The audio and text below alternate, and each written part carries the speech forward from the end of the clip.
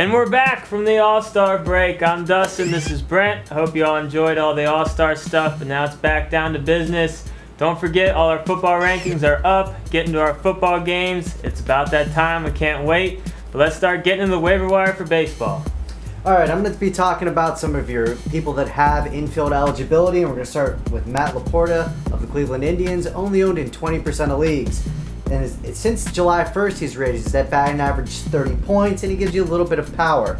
Next on our list, we have Gordon Beckham. This guy has just been on fire. He was a huge sleeper coming in. I dropped him before the break. That's why this guy's laughing.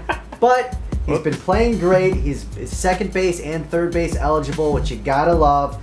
Like I said, on fire. 30 points since July 1st as well. And in his last 6 games, he's gotten 14 hits. I mean, just absurd. Then we have Chase Headley of the San Diego Padres, only owned in 50% of leagues. We talked about this guy a few weeks back, and now he's back on the waiver wire, batting .350 in July. Very impressive. And last on this list, we have Brian Roberts, second base for the Orioles, owned in only 70% of leagues, and he really got dropped because he was on the DL. He's going to be coming off Friday, at the worst this weekend, so it's definitely time to pick up Roberts. Alright, let's move to a couple outfitters, and we start with one of the hottest guys in the league, and Carlos Quentin, only owned in about 75% of leagues. In his last 62 at-bats, he's batting about .340 with 11 home runs. You know, this guy had a disappointing year last year, but it looks like he may have finally gotten that bat going. Next is Delman Young, only owned in 60% of leagues. I'm a little worked up about this one. I cannot believe it. Yeah, his home run totals aren't the best, but he's a young guy. He's still only 24.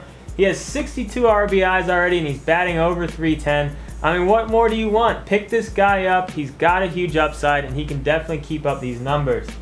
All right, let's get into some pitching, and we start with Max Scherzer for Detroit, only owned in 60% of leagues. Now, he's had some rocky outings, but we just love his strikeout totals. In 7 of his last 9 games, he's had 7 or more strikeouts. I mean, that's just impressive. You know, strikeouts is the big component in finding those elite pitchers. We really like Scherzer. You should pick him up and just see what he can do.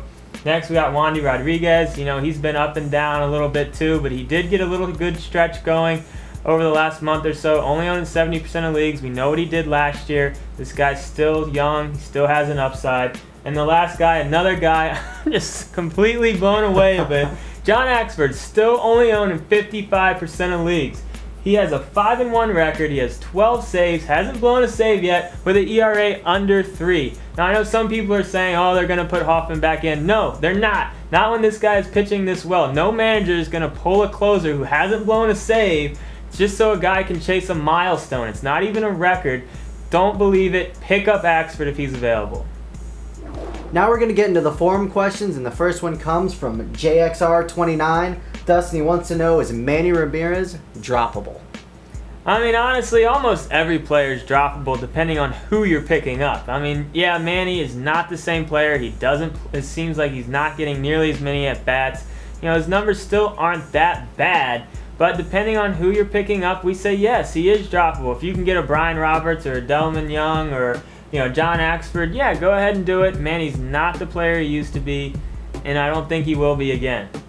All right, Brent, we got one from Turby. Wants to know, should he do this trade? He would be giving up Michael Young and Carl Crawford, and he'd be getting David Wright and Josh Hamilton. So third base, outfield. Yeah, we're going to go ahead and say pull the trigger on this trade, and it's really not because of the Hamilton component. It's because of David Wright. The upgrade from Young to Wright is pretty big. Wright has been playing great all season, very consistent. And now Hamilton, obviously, he's been on fire, playing great. If he keeps this up, you're a big winner in the trade. But we're always a little bit shaky of Hamilton. He's had great halves before and then really tailed off. That's probably why this guy's trying to make this trade now. Either way, though, the upgrade from Young to Wright and the chance that Hamilton keeps us up definitely makes this trade worth your while. All right, Dustin, last forum question coming from Arthur323. He wants to know if he should send Crawford and Dan Herron, and in return, get Gardner, Manny Ramirez, and your favorite, Barry Zito. I know Gardner's playing well, but he's not playing this well. All right, here's the thing. Manny and Zito, they are not the players they used to be. They're not going to help your team that much. You're giving up Carl Crawford, who's, you know, top 10 outfielder, and Dan Herron, who might not be pitching that great, but still, in our opinion, bigger upside than Barry Zito. Don't do this trade. The other guy is just trying to dump off Zito and Manny on somebody before they just really trail off. don't do this trade. So that's it for this week's show. Get to our forum, sign up for our football games, watch all our rankings videos. We can't wait for football, but it is still baseball season, so we'll be back here next week. I'm Dustin, this is Brent, we'll see you then.